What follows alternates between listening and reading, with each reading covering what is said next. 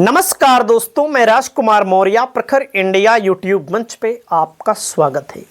UP की 9 विधानसभा सीटों पर उपचुनाव हो रहा है और यह उपचुनाव समाजवादी पार्टी और भारतीय जनता पार्टी के लिए प्रतिष्ठा का विषय बन चुका है। उपचुनाव पहली बार नहीं हो रहा है। 2014 के लोकसभा चुनाव के बाद भी उत्तर प्रदेश में उपचुनाव हुआ है। 2019 के लोकसभा चुनाव के बाद भी उत्तर प्रदेश में उपचुनाव हुआ है। समय समय पर उपचुनाव होते रहते हैं, लेकिन उपचुनाव के लिए जितना अब की बार लोग परेशान हैं, पार्टियां परेशान हैं, नेता परेशान हैं, इतना कभी परेशान नहीं रहे हैं। चाहे सत्ताधारी पार्टी हो, चाहे विपक्ष की पार्टी हो। वैसे उपचुनाव सत्ताधारी पार्टी के पक्ष में जाता है, लेकिन इस उपचुनाव में समाजवादी पार्टी की प्रतिष्ठा दांव पर लग चुकी है और योगी जी की भी प्रतिष्ठा दांव पर लग चुकी है।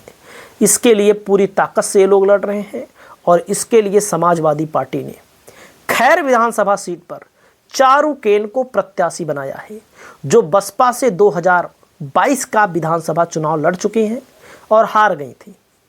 दूसरे नंबर पर थी, हार गई थी और बुरी तरह हारी थी। एकदम साफ साफ बात मैं करता हूँ। बुरी तरह का मतलब 70,000-74,000 वोटों से चुनाव हार गई थी। 2022 और 2017 भारतीय जनता पार्टी ने खैर की विधानसभा सीट को लंबे अंतराल से चुनाव जीता है। लंबे अंतराल का मतलब एक बार 70,000, एक बार 74,000। और बीजेपी ने वहां पर वाल्मीकि प्रत्याशी उतारा है 2 बार, लेकिन अब की बार फिर वाल्मीकि प्रत्याशी उतारा है और समाजवादी पार्टी ने जाटव प्रत्याशी यानी एससी प्रत्याशी उतारा है। लेकिन जो चारुकेन है वो वाकई में टेक्निकल तौर पर अगर आप देखेंगे तो एससी हैं, लेकिन आप सामाजिक तौर पर देखेंगे तो वे हैं जाट, इसलिए कि उनकी शादी जो हुई है वो जाट से हुई है, लेकिन उनके पास जो सर्टिफिकेट है वो एससी का ही है। अब इसमें किसी को कोई आपत्ति नहीं है, कोई दिक्कत नहीं है। खैर की विधानसभा सीट पर 1,40,000 के करीब जाट है। जो 2024 के चुनाव में समाजवादी पार्टी को ठीक ठाक वोट दिए थे, इसीलिए समाजवादी पार्टी खैर की विधानसभा सीट पर बीजेपी से 1,000 वोट ज्यादा पा गई थी। जहां पर आरएलडी लड़ती थी, समाजवादी पार्टी लड़ती थी, बसपा लड़ती थी, 74,000 70,000 वोटों से बीजेपी लगातार चुनाव जीत रही थी। वहां पर 2024 के चुनाव में बीजेपी के ऊपर ब्रेक लग गया। अलीगढ़ लोकसभा क्षेत्र से विजेंद्र चौधरी को समाजवादी पार्टी ने टिकट दिया था, 15,000 वोटों से चुनाव हार गए थे। ऐसा भी आरोप लगाया जाता है कि समाजवादी पार्टी की तरफ से कि बीजेपी ने शासन प्रशासन का दुरुपयोग करके यह चुनाव जीता। और वहीं पर मैं दोस्तों में बता दूं, जहां पर समाजवादी पार्टी ने चारुकेन को प्रत्याशी बनाया है और चारुकेन इनके जो ससुर जी पहले जिला पंचायत के अध्यक्ष रहे, इस इलाके के दबंग व्यक्ति माने जाते हैं, बाहुबली माने जाते हैं और इनकी लोकप्रियता को आप इग्नोर नहीं कर सकते, चुनाव का परिणाम चाहे जो। तो समाजवादी पार्टी की तरफ से बड़े बड़े सम्मेलन किए जा रहे हैं। यहाँ पर बड़े बड़े सम्मेलन, समाजवादी पार्टी में लोगों का जमावड़ा लग रहा है, लोग शामिल हो रहे हैं।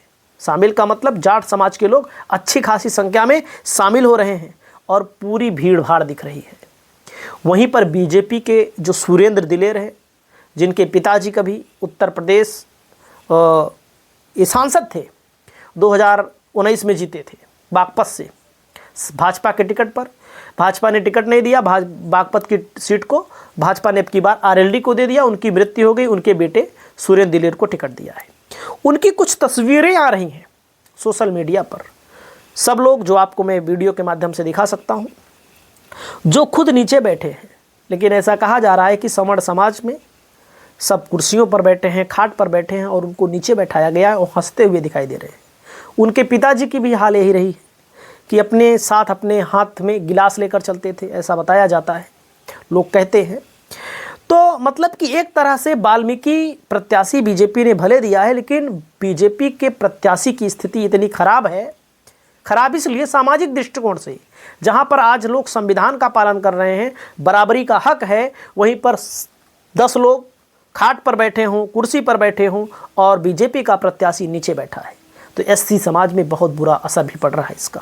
लोग कह रहे हैं कि नीचे क्यों बैठे हैं, इनको साथ में बैठना चाहिए, क्योंकि संविधान बराबरी का हक देता है।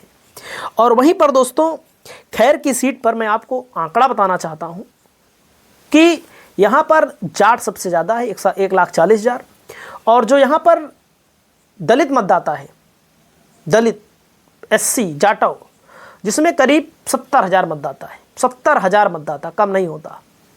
और वहीं पर जो गुर्जर मतदाता है उसकी भी संख्या अच्छी खासी है।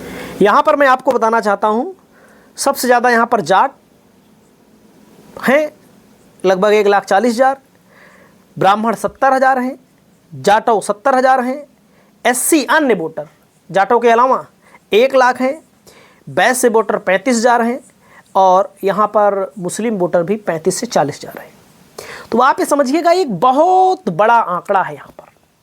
यहाँ पर धनगर वोट भी है। धनगर मतलब कहीं कहीं पर पाल लिखते हैं, समाजवादी पार्टी की जिला अध्यक्ष धनगर हैं, तो उसका भी प्रभाव यहाँ पर पड़ने वाला है। यहाँ पर सैनी वोटर भी हैं, उसका भी प्रभाव यहाँ पर पड़ने वाला है। समाजवादी पार्टी ने यहाँ पर अलग अलग नेताओं को मैदान में उतार दिया है। समाजवादी पार्टी के विपरीत एक आंकड़ा है, विपरीत मतलब समाजवादी पार्टी कभी यहाँ पर विधानसभा का चुनाव जीत नहीं पाई है। हकीकत जो है मैं उसको बोलकर बताता हूँ। आप यहाँ पर सोचिएगा, 22 में अनूप प्रधान वाल्मीकि को 1,39,663 वोट मिला, 74,341 वोटों से चुनाव जीते। चारुकेन बसपा से लड़ी, 65,302 वोट मिला, और 25% और 55% भाजपा का। भगवती प्रसाद सूर्यवंशी लड़े, राष्ट्रीय लोकदल और सपा का गठबंधन था। अब आप सोचिएगा, राष्ट्रीय लोकदल और सपा का गठबंधन था, तब भी जाट बिरादरी ने यहाँ पर सपा को वोट नहीं दिया था, RLD को भी वोट नहीं दिया था। तो इससे आप परिस्थितियाँ यहाँ की समझ सकते हैं। और 2017 में अनूप प्रधान वाल्मीकि यहाँ पर 70,721 वोटों से चुनाव जीते, मतलब कि 17 की तुलना में 22 में उनका वोट बढ़ गया। और बसपा ने राजेश कुमार मौर्य, मौर्य मतलब यहाँ पर दलित जो होते हैं मौर्य भी लिखते हैं, बसपा लगातार 2 नंबर पर रह रही है। और राष्ट्रीय लोकदल से लड़े थे ओमपाल सिंह, यहाँ पर 3 नंबर पर थे। और यहाँ पर अगर हम देखें 2012 में जब सपा की सरकार बनी थी, तब भी यहाँ पर राष्ट्रीय लोकदल चुनाव जीता, मतलब RLD ने चुनाव जीता, RLD का गढ़ माना जाता है इसीलिए यहाँ पर। और बसपा 2 नंबर पर रही, भाजपा यहाँ पर 3 नंबर पर रही, समाजवादी पार्टी 4 नंबर पर रही। समाजवादी पार्टी यहाँ पर 2012 में 4 नंबर पर थी। 2007 में राष्ट्रीय लोकदल नंबर 1 पर रहा, राष्ट्रीय लोकदल यहाँ पर जीता। और बसपा यहाँ पर 2 नंबर पर रही, भारतीय जनता पार्टी 3 नंबर पर रही, समाजवादी पार्टी 4 नंबर पर रही। और 2002 में BSP जीती यहाँ पर, BSP ने 2002 में जीता था यहाँ पर। और 2 नंबर पर RLD थी, 3 नंबर पर समाजवादी पार्टी थी, और कांग्रेस यहाँ पर 4 नंबर पर थी। और भारतीय जनता पार्टी की स्थिति बेहद यहाँ पर ख़राब थी, बेहद ख़राब थी।